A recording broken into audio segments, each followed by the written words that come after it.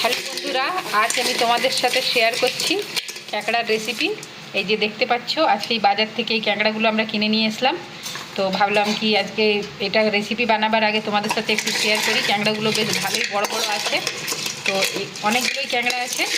তো এই ক্যাঁকড়ার রেসিপিটা আমরা কিভাবে করি, তো তোমরা প্রথম থেকে নিয়ে শেষ পর্যন্ত ভিডিওটাকে দেখতে থাকো।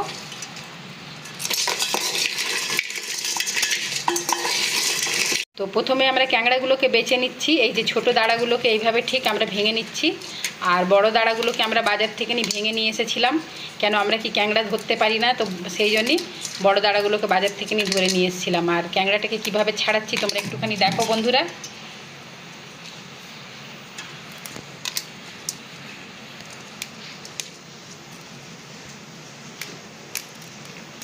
তারপরে এই যে দেখো, এইটাকে বের করে ফেলে দিচ্ছি।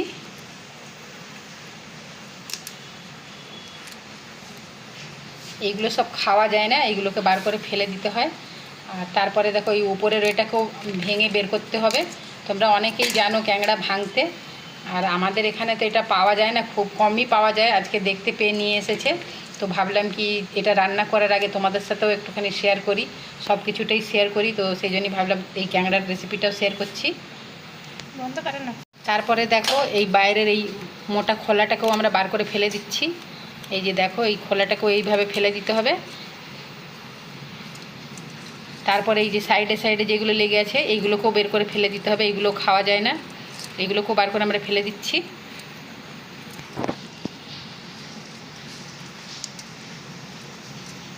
অনেকেই জানো, আবার অনেকেই জানো না, তো যার কারণে আমি একটু এটা দেখিয়েই দিচ্ছি ক্যাঁকড়া ভাঙাটা বাছাটা। পাল্টি করে একবার ঠিক দেখো, এতটা বের হবে। তারপরে এখানে দেখো, বড় দাঁড়াগুলোকে আমরা একটু ঠুকে ভালো করে ফাটিয়ে নিচ্ছি, যাতে এতে তেল মশলা ঢুকতে পারে। এই যে ঠিক এইভাবে আমরা সব দাঁড়াগুলোকেই ভেঙে নিলাম, আর ক্যাঁকড়াগুলোকেও এইভাবে ভেঙে নিয়েছি সব। তারপরে দেখো, এখানে আমরা ছোট দাঁড়াগুলোকেও নিচ্ছি। তো এই ছোট দাঁড়াগুলোর এই ছোট্ট সামনের দিকের একটুখানি করে ফেলে, আর তারপরে ছোট দাঁড়াগুলোকে আমরা ভেঙে নেবো। আর এই ছোট দাঁড়াগুলোকেও একটু ওইভাবে ঠুকে ফাটিয়ে দেবো, না থাকলে যা হয়। আর তো যাদের কাছে বেশি কাঁকড়া থাকে তারা এগুলো নেয় না অবশ্যই। তো আমাদের এখানে কাঁকড়াটা পাওয়া যায় না, খুবই কম, সেই জন্যই আমরা এগুলোও ফেলছি না। এই ছোট দাঁড়াগুলোও নিয়ে নিচ্ছি, দেখতেই পাচ্ছ। আর এগুলো কিন্তু খেতে ভালোই লাগে, এতেও তেল মশলা ঢুকে যায়, খেতে কিন্তু খুবই ভালো লাগে এগুলো।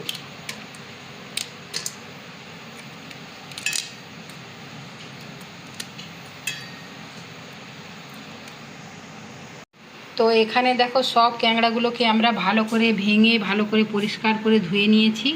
এই যে দেখতে পাচ্ছ, এই যে বড় দাঁড়াগুলোকে নিয়েছি আর একটু ভালো করে সাজিয়ে রেখেছি, দেখতেই পাচ্ছ।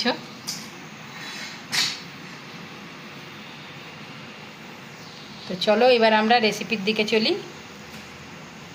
তো ক্যাঁকড়ার তেল ঝাল বানাবার জন্য প্রথমে আমরা ক্যাঁকড়াগুলোতে একটু হলদি পাউডার দিয়ে দিলাম, তার সাথে অল্প নুন দিয়ে দিচ্ছি, আর এটাকে খুব ভালোভাবে আমরা মাখিয়ে নিচ্ছি।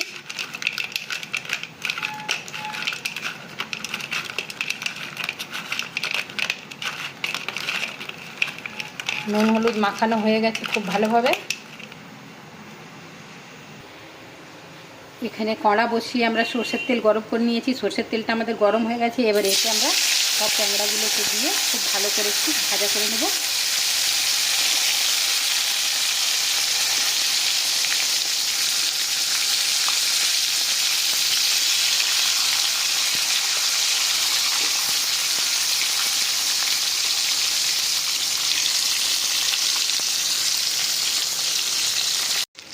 তো ক্যাঁকড়াগুলো এখানে আমাদের খুব ভালোভাবে ভাজা হয়ে গেছে। এই ক্যাঁকড়াগুলো এবার আমরা তুলে নিচ্ছি।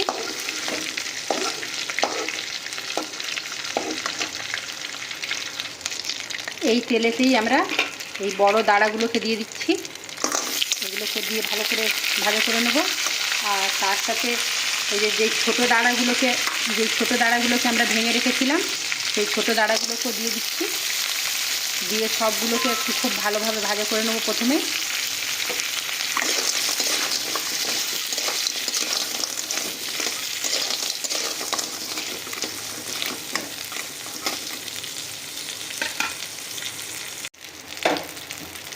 তো এখানে ক্যাংড়ার দাঁড়াগুলো খুব ভালোভাবে একদম লাল লাল হয়ে ভাজা হয়ে গেছে। এবার এই দাঁড়াগুলোকেও আমরা তুলে রেখে দিচ্ছি।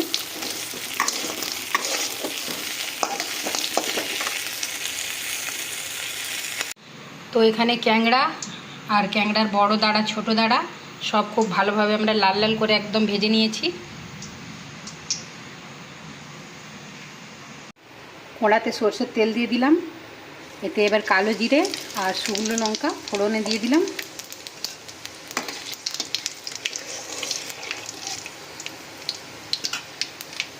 তারপরে দিয়ে দিচ্ছি বেটে রাখা পেঁয়াজ।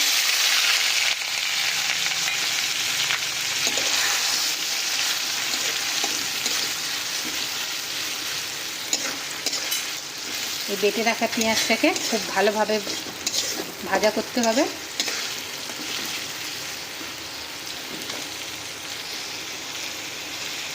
তো পেঁয়াজটা আমাদের খুব ভালোভাবে ভাজা হয়ে গেছে। এবার এতে আমরা বেটে রাখা কিছু মশলা দিয়ে দিচ্ছি।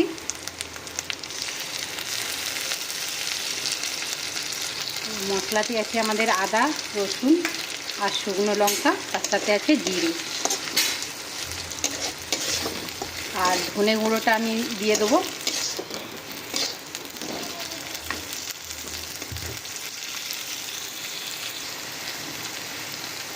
হলদি পাউডার, তার সাথে দিয়ে দিচ্ছি নুন,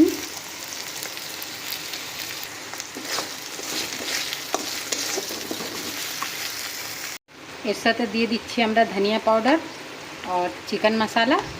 চিকেন মশলাটা দিলে একটুখানি টেস্টটা ভালো হয়। তো তোমরাও যদি এইভাবে একবার তেল ঝাল করতে চাও তো একটু চিকেন মশলা ডালবে। আর তার সাথে দিয়ে দিচ্ছি কেটে রাখা একটা টমেটো। এবার এই মশলাটাকে ঢাকা দিয়ে আমরা খুব ভালোভাবে ভাজা করে নেব।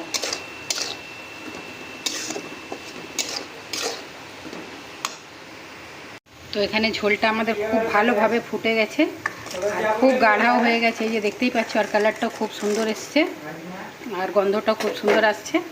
এবার এতে আমরা এই সব ক্যাংড়াগুলোকে দিয়ে দিচ্ছি একে একে করে।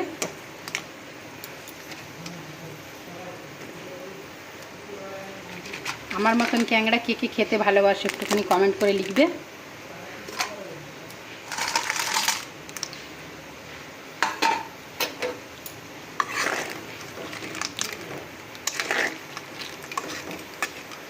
এটাকে আর 5 মিনিট আমরা রেখে দিচ্ছি এইভাবেই।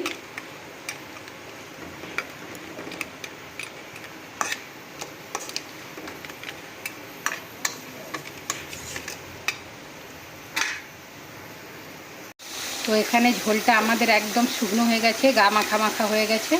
তো তেলে ক্যাংড়ার তেল ঝাল রেসিপিটা একদম রেডি হয়ে গেছে। এবার আমরা গ্যাসটাকে বন্ধ করে দিচ্ছি।